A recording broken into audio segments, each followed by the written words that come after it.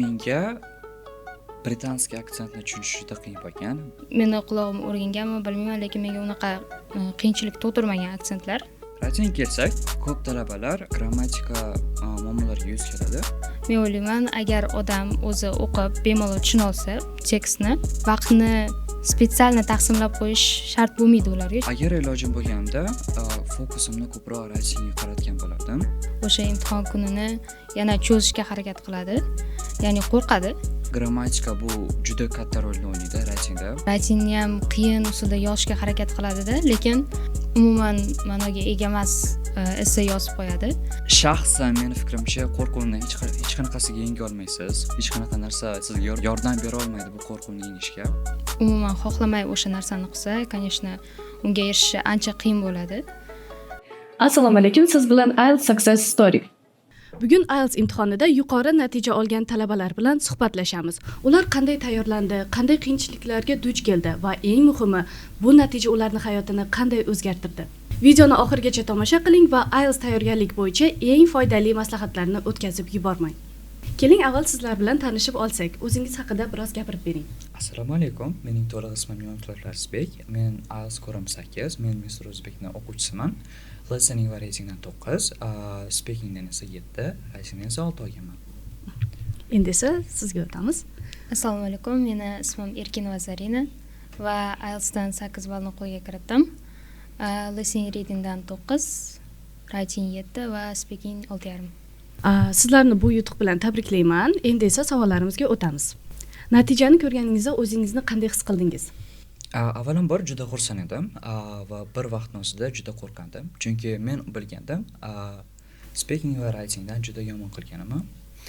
Va men o'ylagandim 7 yoki 7,5 qolishi mumkinligini va lekin baribir 8 oldim va men bunga juda ham xursandman. Va bu yutuqdan hammaga nasib qilishini tilab qolardim. Sizga o'tamiz. Menda ozgina shok bo'lgan. Chunki listening readingdan o'zimga ishonchim baland edi. Lekin qolgan sectionlarda ozgina o'ylanib, shu ballimni pastga tortib ketish mumkin deb o'ylaganman. Lekin 8 olganimda, 8 natijani ko'rganimda xursand bo'lganman. Keyingi savolimiz, ingliz tiliga jiddiy yondashishni qachon boshlagansiz? Taxminan 1,5 yil oldin ingliz tili o'qishni boshlaganman. IELTS topshiraman deb o'qishni boshlaganman va shu maqsadga 1,5 yil erishishga harakat qildim. Sizni qancha vaqt muddati? Ingliz tilini boshlaganimda boshida ingliz tilini hobbi sifatida boshlagandim. Lekin men ustozim o'zgarganda, birinchi ustozim Sobirov Sardor aka bo'lgan va undan keyin uni ukasiga o'tganman, ya'ni Sobirov Azim akaga o'tganman. Va u ustozga o'tganimda men ingliz tiliga seriyozli qarashni boshlaganman, ya'ni aniq maqsadim paydo bo'lgan IELTS dan 8 olish. O'sha paytdan boshlab men ingliz tiliga seriyozli qarashni boshlaganman. Bu qancha vaqt bo'ladi shunda? 3 oydan keyin ingliz tilini 1,5 yil oldin boshlagan bo'lsam, o'sha 3 oydan keyin yana ham jiddiyroq qaraganman. Hozirgi savolimga qandaydir ma'noda siz javob berdingiz. Keling, sizdan so'raymiz. IELTS siz uchun majburiy qadam bo'lganmi? Ya'ni o'qish uchun, ish uchun yoki o'zingiz xohlab shu qadamni bosganmisiz? Ingliz tilini o'zi oldindan yoqtirganman, ya'ni til o'rganishni yoqtirganman va o'zimni darajamni bilish o'zimga ham qiziq bo'lgan, o'qishga ham kerak. Va shuning uchun o'zim xohlab, qiziqib IELTS o'qishni boshlaganman va topshirdim. Zarina, keyingi savol ham sizga. Sizningcha, I Know School'dagi ta'lim IELTS ga tayyorlanish uchun yetarlimi? Albatta. I Know School'da barcha o'quvchilarning o'zini darajasiga qarab gruppalarga bo'ladi va har bir o'quvchi bitta sinfda o'qisa ham o'zini leveliga qarab darslarga yozilishi mumkin va shu darslar orqali o'zi xohlagan darajalarga, sertifikatlarga erishish mumkin. Keyingi savol sizga, Lazbek. Nega IELTS ga tayyorgarlik uchun aynan I Know Academy'ni tanlagansiz? Avvalambor, I Know Academy'ni reputatsiyasi, ya'ni obro'y e'tibori juda katta bo'lgan. Men boshlagan paytimda ko'p odamlar I Know Academy'ga borgan va ular menga tavsiya berishardi, I Know Academy bor deb. Chunki u I Know Academy'da juda yaxshi uslublar bor va agar o'qisangiz, o'shda juda yaxshi ma'lumot, yaxshi o'qitishlar beradi, tahsil berishadi. Menga shunga yoqqan. Va meni bitta sinfdoshim bo'lardi. Sinfdoshim ismi Damir bo'lardi. Damir menga Turkiya bo'lgan desam bo'ladi, chunki u meni qo'limdan tutib Aynu akademiga olib borgan va o'sha yerga yozdirgan ya'ni. Va men o'shan Damir sababli Aynu akademiga borganman. IELTS topshirishga sizlarga eng katta yordam bergan narsa nima? Birinchi o'rinda albatta qiziqish, chunki til o'rganishga bo'lgan qiziqish albatta oldinga undaydi odamni. Keyingisi esa to'g'ri o'quv markazini tanlash. Ya'ni Aynu School'da juda ham tajribali o'qituvchilar ta'lim berishadi. Endi esa sizga o'tamiz. Sizga nima yordam bergan IELTS topshirish uchun? Menga avvalambor meni o'qituvchim yordam bergan. Mr. O'rzbek juda katta ahamiyat, ya'ni juda katta ta'sir ko'rsatgan menga. Men o'qiyotgan paytimda unchalik qat'iyroq niyatlar bo'lmagan. Va lekin O'rzbekga kelganimdan keyin O'rzbek menga motivatsiya berib, menga to'g'ri yo'lni ko'rsatib, meni boshlagandan keyin men IELTSga seriozroq, boyagidan ko'ra yaxshiroq, yaxshi svetda qarashga boshlaganman. Va seriozroq bo'lgan отношениям, ya'ni attitude. O'shandan keyin menga katta turtki bo'lgan, ya'ni katta yordam bo'lgan Mr. O'zbek va eng yaxshi narsa bo'lgan desam bo'ladi. Keling endi sizlarni natijalar haqida savollar beramiz. Listening haqida qaysi aksentlar tushunish qiyin bo'ldi va quloqni o'rgatish uchun qanday usullarni ishlatgansizlar? Menga britanskiy aksentni tushunish juda qiyin bo'lgan. Boshida ular R harfini tushirib qoldirishadi speechida, ya'ni gapirayotgan paytida va listening paytida eshitayotgan paytimda R ni tushirib qoldirganda ba'zi paytlarda spelling mashqlari kelsa, men spellingda xato qilardim, chunki R ni eshitmaganimdan keyin amerikanskiy aksentda u R ni juda lo'nda qilib talaffuz qilishadi, eshitilib turibdi. Lekin britanskiyda unaqa emas edi va menga unaqa ko'nikish juda qiyin bo'lgan va spellingda juda ko'p xato qilardim agar britanskiy aksent bo'lganda.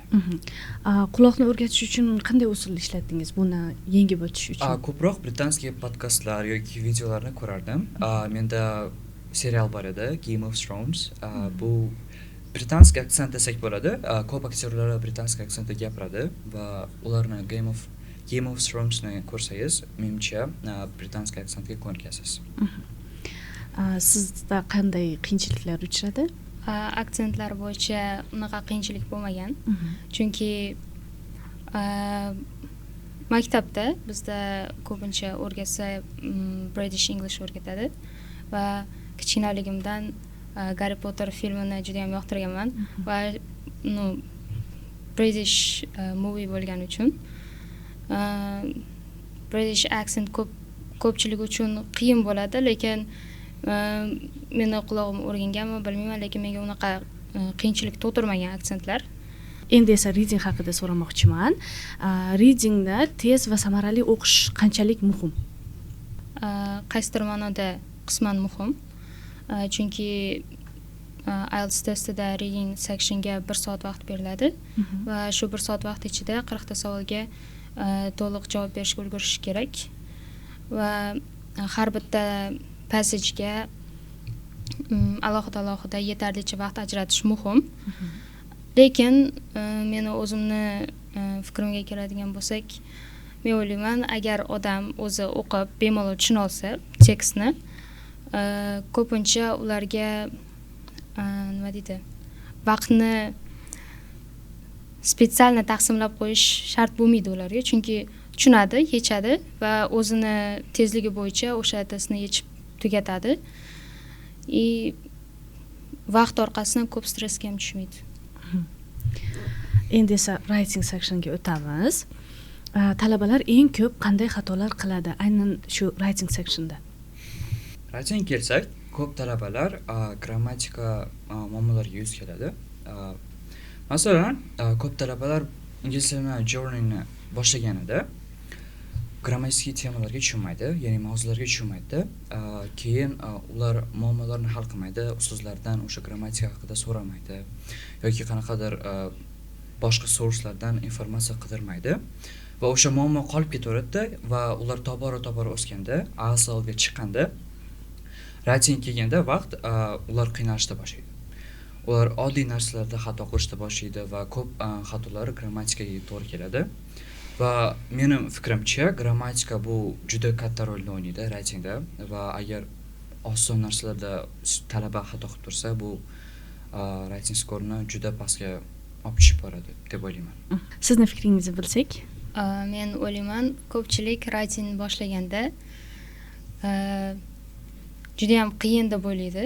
Ya'ni o'sha qiyin degan fikr orqali keyin ular writingni ham qiyin usulda yozishga harakat qiladida, lekin umuman ma'noga ega emas essay yozib qo'yadi. Menda ham xuddi shu narsa bo'lgan, lekin o'qituvchilarim ko'pchiligi ko'rsatgan, masalan 8,5lik essaylar chiroyli, tushunarli yozilgan va shu essay 8,5 olsa bo'ladigan essay deb ko'rsatgandan keyin men bu writingga sal oson narsadek qaraganman desa bo'ladimi? Oxirgi sectionimiz bu speaking. Speakingda ishonch qanchalik muhim? Meni fikrimcha, ishonch bu juda kerakli narsa. Men shaxsan menda ishonch katta bo'lgan desam bo'ladi. Chunki men o'ylaganman 8 olaman deb o'ylaganman speakingdan. Chunki ko'p odamlar speakingiz yaxshi, aksentingiz yaxshi, fluensingiz yaxshi degan menga. Va bu ishonchlarga qarab borganman. Borganimda ishonch katta bo'lgan, lekin men 4-floorga chiqqanimda, ya'ni 4-etajga chiqqanimda menda emotsiyalar toshib ketganda, qo'rquv bo'lgan, xursandchilik bo'lgan, IELTS kursini tugatganimga va boshqa emotsiyalar to'ldirib tashlagan va speaking kirgan paytimda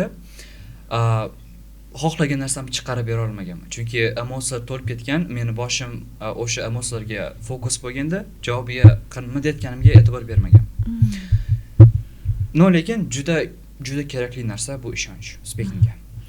Siz hozir aytib o'tdingiz, emotsiyalar bo'lgan va men boshqa narsalarga chalg'ib ketganman deb. Shu imtihon oldida qo'rquvni yengish uchun nimalar qilsa bo'ladi? Qanday tavsiyalar berasiz? Shaxsan meni fikrimcha, qo'rquvni hech qanaqasiga yenga olmaysiz. Hech qanaqa narsa sizga yordam bera olmaydi bu qo'rquvni yengishga. Lekin o'zingizni bir joyga qo'yib, qanaqadir biror bir o'zingizga yoqimli activity, ya'ni qanaqadir mashqni qilsangiz, o'zingizga sal e'tibor berib, emotsiyalaringizni jilovlab, anavi qilsangiz, menimcha qo'rquv bilan ham yaxshi skorga erishsangiz bo'ladi speakingda. Judayam zo'r. Endi bu savolni sizga bersam, speaking uchun ishonch qanchalik muhim va qo'rquvni qanday qilib yengish mumkin? Speakingda ishonch albatta kerak.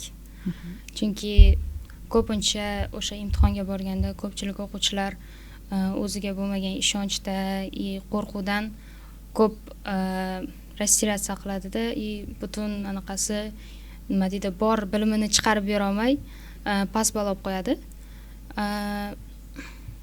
Speakingda odam o'sha ekzaminator bilan bitta xonada o'tirib bir-biringizga qarab gaplashasiz-ku. Bu speakingda yana ham ko'proq stress beradi. Shuning uchun o'sha stress orqali o'zingizda aytmoqchi bo'lgan gapingizni gapira olmay qolasiz, boshqa bo'ladi. Shuning uchun ham конечно muhim deb o'ylayman. Buni qanday qilib yengsa bo'ladi? O'zingizda qanday Можно принимать валерьянку. Endi esa IELTS ga tayyorlanish jarayonida talabalar qiladigan xatolar haqida gaplashamiz. Sizga tayyorlanish jarayonida kutilmagan qiyinchiliklar bo'lganmi va bo'lgan bo'lsa qanday? Tayyorlanish jarayonida emas, lekin tayyorlanganda men ko'pincha ayniqsa IELTS kursida writingga ko'proq urg'u berib ishlaganman va bu yoqda speaking qolib ketgan. Speakingdan endi o'ylaganman, yaxshiroq gapiraman, bu keyin ekzamenga borganimda writing yaxshi chiqqan, yoza olganman, lekin speakingda ozgina qo'rqib, boshqa bo'lib pastroq ball chiqqan. Shuning uchun o'ylayman, tayyorlanayotganda har bitta sectionga baribir ham alohida yaxshilab e'tibor berish kerak, hech qaysini qoldirib qo'ymasdan. Sizchi qanday qiyinchiliklarga duch kelgansiz? Menda qiyinchiliklar bo'lmagan desam bo'ladi. Chunki meni ustozim bor edi, Mr. Rozibek. U juda yaxshi inson bo'lib, juda yaxshi darslar o'tardi. Hamma narsani oydin va toza qilib tushuntirardi va tushunishga oson bo'lardi. Va shu sababli menda ko'p muammolar bo'lmagan. Keyingi savolimiz, agar IELTS ga qayta tayyorgarlik ko'rayotgan bo'lganingizda nimalarni boshqacha qilgan bo'lardingiz? Ko'proq shu writing va speaking sectionlariga ko'proq e'tibor berardim va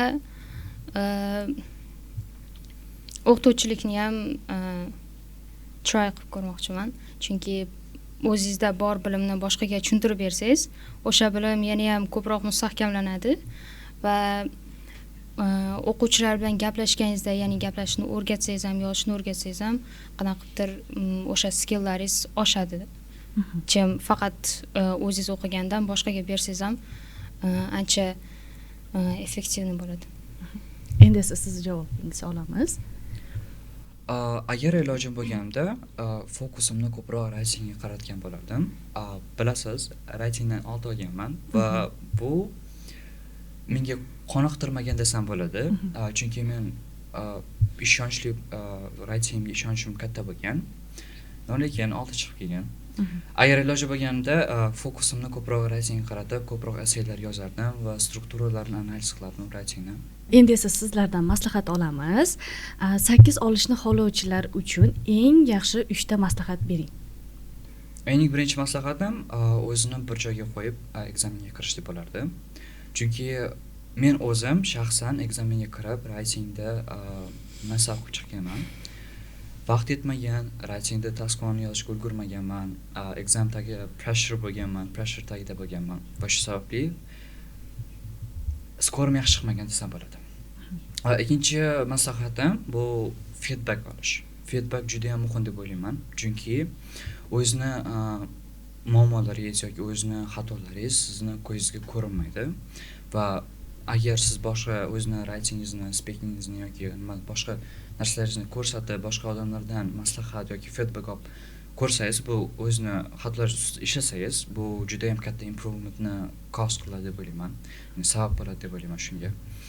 Va bu meni ikkita maslahatlarim deb hisoblaymiz. Xo'p, sizning maslahatlaringizni eshitdik. Men o'ylayman, birinchi o'rinda o'zida qattiq xohish bo'lish kerak, chunki qiziqisham bo'lish kerak, chunki qiziqmagan narsasini o'rganib majburlikdan IELTS 8 olaman desa, ya'ni umuman xohlamay o'sha narsani qilsa, конечно, unga erishishi ancha qiyin bo'ladi. Shuning uchun o'ylayman, albatta o'zini qiziqtirish kerak. O'sha ingliz tilini iloji boricha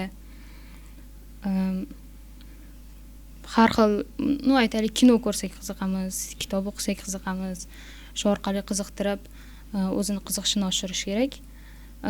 Ikkinchidan, yaxshi instruktor topish kerak. Ya'ni o'sha instruktor topib, barcha aytganlarini o'z vaqtida aytganidek qilish kerak. Oxirgisi, ingliz tili o'qiyotganda o'zini ko'proq shu ingliz tiliga immerse qilish kerak. Ya'ni nimadir ko'rmoqchimi, ingliz tilida ko'rish kerak. Nimadir haqida qiziqyaptimi yoki masalan qanaqadir savollar kelib qoladi, Google ga yozmoqchimi, Google ga ingliz tilida bersin, ingliz tilida o'qisin. Kitob o'qimoqchimi, ingliz tilida o'qisin.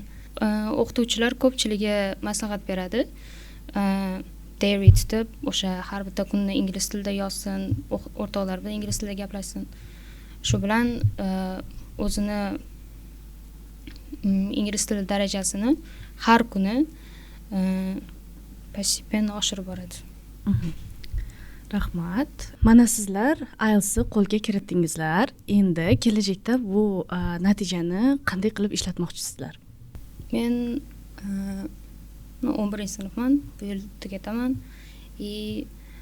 Faqat DTM anaqasi, ekzameniga emas, boshqa universitetlarga ham topshirib ko'rmoqchiman. Bundan tashqari yana ingliz tili bilsangiz, sizga ko'p imkoniyatlar bo'ladi, chem til bilmagan odamga qaraganda. Masalan, ishda kerak bo'lishi mumkin. Sizni rejalaringizda Rejalarim qisman Zarinakiga o'xshash. Men ham chet el institutlariga topshirib ko'rmoqchiman va o'zimni o'qituvchilik kasbida sinab ko'rmoqchiman va men qisman o'sha o'qituvchi sifatida ishlayapman desam ham bo'ladi. to'g'ri, hozirgi kunda juda ham ko'p talabalar ingliz tilini o'rganib IELTS topshirishmoqchi, lekin shu vaqtda topshirmayman degan o'quvchilar ham bor. Shularga qanday maslahat berasizlar?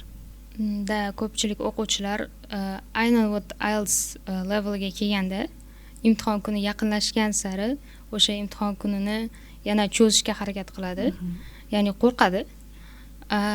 Meni o'ylashim bo'yicha o'sha IELTS kursiga qo'shildimi, kirdimi, уже polniy o'zini ustida ishlash kerak, har kuni consistent bo'lish kerak. Shuning orqasida exam kunini uzoqlashtirishni maslahat bermayman, chunki уже keyin uzoqlashtirsa yana ham nima deydi, bo'sh qo'yib yuboradi o'zini. Keyin yana o'sha dars qilmay qo'yadi, hali vaqtim bor deb o'ylaydi. Shunaqasiga baribir oxiriga borib yana past ball bilan past ball olib chiqishi mumkin. Undan ko'ra yaxshilab harakat qilib, o'zini ustida ishlab, srazu topshirib, baland ball olishga harakat qilish kerak. Siz qanday maslahat bergan bo'lardingiz? Meni maslahatim bu topshirib ko'rishni maslahat berardim. Qanchalik cho'zsalaring, shunchalik ko'p vaqtlaring ketadi va umrlaringning ko'p qismini ingliz tiliga sarflab yuborishlaring mumkin. Va shu sababli men topshirib ko'rishni maslahat berardim. Chunki birinchi safar bu har doim try qilish uchun, ya'ni sinab ko'rish uchun desak bo'ladi. Sinab ko'rganingizdan keyin, tajriba bo'lgandan keyin, o'zingizga ishonch ko'paygandan keyin ikkinchi marta bundan ko'p yaxshiroq skorni olishingiz mumkin. Bilasiz, IELTS dan unlimited, ya'ni xohlagancha topshirishingiz mumkin. Pul bo'lsa xohlagancha topshirishingiz mumkin. Va shu sababli birinchi martasiga topshirib ko'rishni maslahat berardim. Cho'zishdan Foydasi yo'q. Ingliz tilini qayerda o'rganish kerak? Albatta, Aynovda. Albatta, Aynov akademiyada. Mehmonlarimiz maslahatlari va tajribalari uchun katta rahmat. Ishonamizki, ularni yo'li hamma uchun motivatsiya bo'lib qoladi. Bugun IELTS ga tayyorgarlik haqida real tajribalarni eshitdik, qiyinchiliklar, xatolar va barcha sirlarni bilib oldik. IELTS bu imkoniyat. Agar siz ham yuqori natijalarga erishishni istasangiz, bugun harakatni boshlang. Izohlarda fikringizni qoldiring. Siz uchun eng kerakli bo'lgan maslahat qaysi bo'ldi? Barchaga rahmat. IELTS Success Story'ni keyingi sonida ko'rishguncha.